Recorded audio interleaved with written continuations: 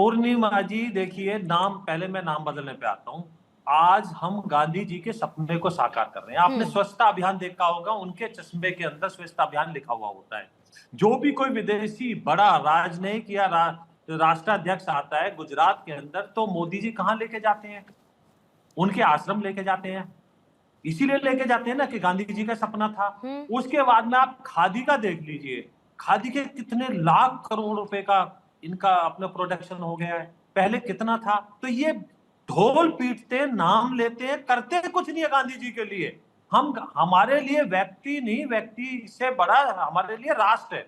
और व्यक्ति जिनका सपना यही था, भगवान राम के सबसे बड़े उपासक थे गांधी जी। हे राम उनकी समाधि पे लिखा हुआ है, उनके प्राण जब निकले थे हे राम निकला था। और रघुपति राघव राजा राम, वो उनके मुख से हमेशा निकलता रहता था। ये गीत उनका प्रिय था, सबको पता है। तो गांधी जी के सपने को हम साकार करने जा रहे हैं, वो इनको दिखाई नहीं देगा। इनको दिखाई देना है कि नाम बदल दिया। अरे नाम कहां बदल दिया? गांधी जी का तो सपना था यही। और मैंने आपको बताया किस तरह से उनके जो सपने थे, उन सपने को हम साकार करने जा रहे हैं। 100 दिन से बढ़ाकर हमने 125 दिन कर दिया। रही बात, आपने क्वेश्चन किया कि 40% राज्य का, देखिए इनके सरकार में कितना होता था बजट? मैक्सिमम 33,000 करोड़ तक होता था। हमारी सरकार में 65,000, 70,000, 75,000 करोड़ तक भी पहुंचा है। और अब हमने जो बजट प्रस्तावित है वो हमारा 95,000 करोड़ है। तो इनसे कितना ज्यादा हो गया? तो हम तो अपने से जो हमारा सेंटर का हिस्सा था उससे ज्यादा दे रहे हैं। तो ये कैसे कह सकते हैं? लेकिन इसके अंदर कुछ दायित्व भी दिए गए हैं। आपने देखा होगा वेस्ट बंगाल के अंदर 19 डिस्ट्रिक्टों में इसमें पड़ताल की गई तो पता लगा कि उसमें घपला पाया गया, गड्ढे खोद दिए गए। गड्ढे खोदने में कौन सी मनरेगा होती है? और पैसे हड़प लिए गए। तो इसको डीबीटी के माध्यम से भी जोड़ा गया है। हर सप्ताह इसकी मॉनिटरिंग होगी ताकि ये समीक्षा हो सके कि ये विकास कार्य में खर्च हो रहा है नहीं हो रहा है। अब भी ग्रामीण जो वहां की पंचायत होगी उसके माध्यम से ये पैसा खर्च होना है। लेकिन खर्च कैसे होना है, किस तरीके से होना है, वो बायोमेट्रिक उसके अंदर हाजिरी लगेगी। ये नहीं कि रजिस्टर में चढ़ा दिया, ग्राम पंचायत सचिव होता है, सरपंच होता है और मिलके पैसे डकार गए, गरीब के पास कुछ पहुंचा ही नहीं। तो इसके सकारात्मक जो पहलू है वो आएंगे। ये इसलिए सोच रहे कि अभी तो हम 11 साल से बेदखल हुए सरकार में और इस तरह की योजनाएं मोदी जी लाते रहे, तो मुझे लगता है इनको 40-50 साल वेटिंग में बैठना पड़ेगा। तो ये घबराए हुए हैं। तो अब इनके पास विरोध करने के लिए कुछ बचा ही नहीं है, तो विरोध करें कहां बेचारे? क्योंकि तथ्य के आधार पर अगर ये विरोध करते हैं तो बात समझ में आएगी। तो पूर्णिमा जी मैंने बता दिया, बजट इतना बढ़ गया तो इनके ऊपर किसी तरह का कोई बोझ नहीं पड़ा है सरकार के ऊपर, राज्य सरकार के ऊपर। और एक और मैं तथ्य के ऊपर बात बता दूं, 19 स्टेटों में तो सरकार हमारी है। इनकी सरकार है कहां? इनकी सरकार तो दूरबीन से ढूंढो तो कहीं मिलती है। तो ये राज्य और सेंटर मिलके इसको प्रभावी तरीके से किस तरह से पारदर्शी ठीक है, ये तो सियासत का एक चेहरा ही है ना। कभी एक ऐसा भी समय था जब आप लोगों का भी चेहरा ढूंढे नहीं मिलता था सर सरकारों में, तो ऐसा भी रहा है। तो ये तो चलिए सियासत का चेहरा है सर, बदलता रहता है। लेकिन बात ये है सर, इसमें भी मैं आपकी जवाब 5 सेकंड दीजिए, मैं इसमें भी जवाब देता हूं। देखिए दोनों का आप कंपैरिजन कर लीजिए। ये सत्ता में जब आजादी आई तब से थे और उसके बाद में जैसे कि 85 में एक स्टेट में ये नहीं आए तो उसके बाद में दोबारा रिपीट नहीं किए। 89 में यूपी में नहीं आए तो आज तक दोबारा नहीं आए। भारतीय जनता पार्टी की सरकार ऐसी है जो बार बार आती है, लोग बार बार लाते हैं, चाहे सेंटर में हो चाहे राज्य में हो। क्योंकि हम ना तो लोक लुभावन बात करते हैं, हम लोगों के, आपने गरीबी का देखा आंकड़ा कितना है? 25% से हम 4.8 पर ले आए हैं। ठीक है, अग्री। तो ये नहीं दिखाई, ये गरीबों को हटाते थे, हम गरीबी को हटाते हैं। ये हमारा है काम करने का तरीका। ठीक है, लेकिन इसे विपक्ष जो है वो सिर्फ और सिर्फ आपकी पॉलिटिकल विजन और पॉलिटिकल ब्रांडिंग के तौर पर देखता है। यश भारती जी, जो सवाल मैंने आपसे पूछा था कि ठीक है अगर इस बिल में आपको, इस विधेयक में अभी भी उन तक लगता है आवाज नहीं जा रही है, पहले जरा थोड़ा इसका मैं एक एनालिसिस एंगल समझ लेती हूँ। सर्वेश जी ये बताइए कि आपको इसमें विपक्ष की तरफ से दिए गए तर्क कितने तार्किक दिख रहे हैं इस विधेयक को लेकर, जो सवाल उनकी तरफ से उठाए जा रहे हैं।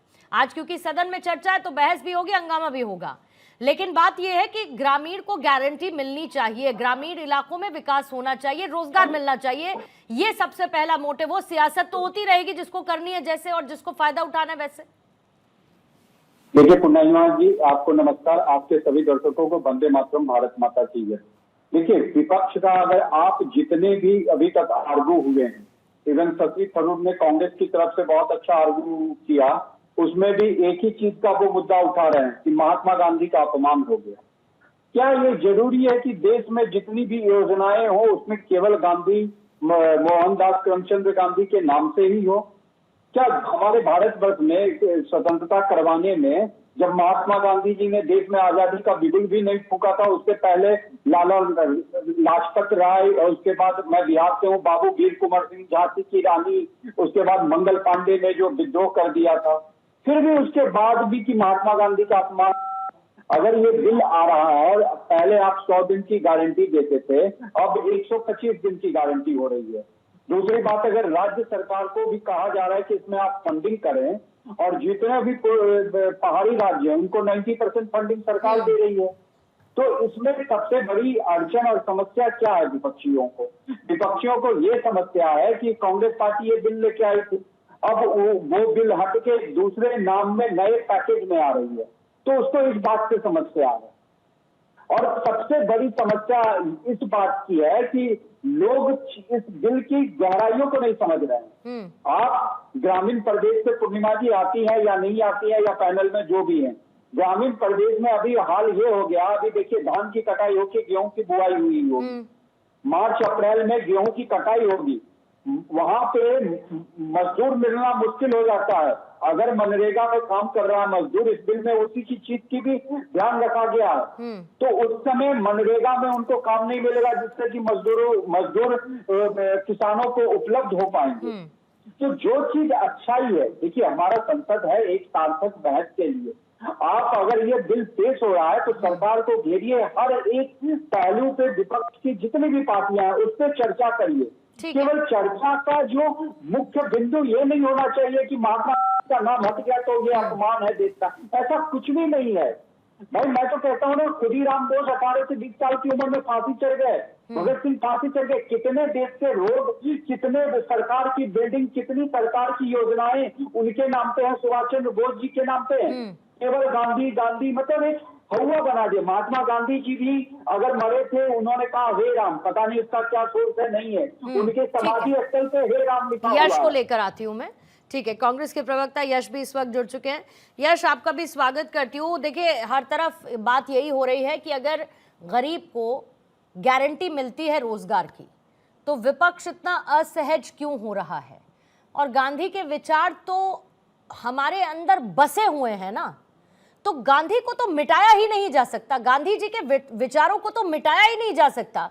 तो एक योजना मात्र से आप लोगों को इतनी असहजता क्यों होने लगी अगर उसका नाम बदल दिया गया और उसे कर दिया गया विकसित भारत? जी राम जी।